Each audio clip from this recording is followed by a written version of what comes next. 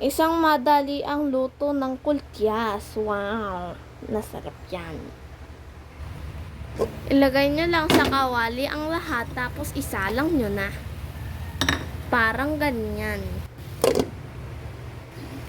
Tapos lutuin nyo na rin yung banana habang nag-aantay kayo. Tapos ihanda na rin ang iyong pisda. Linisin nyo muna. O, balik tayo sa kamatis. Nilagyan na natin yan ng sibuyas tsaka bawang. Pag po makintab na, ayan po, glossy na, durugin nyo na.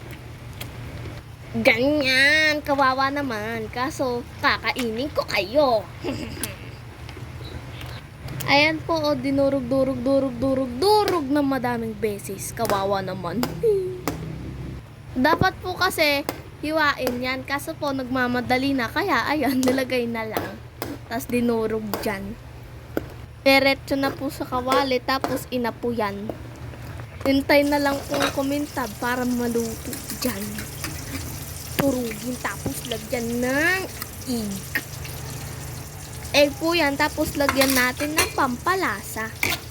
Para masarap. Tapos, haluin ulit, Ganyan po talaga magluto ng kultias na halo. Maya-maya niyan, luto na at na rin ang ating banana. Tina rin ng fish. Uy, wow! Ihain na natin. Tara guys, kain. Thank you for watching.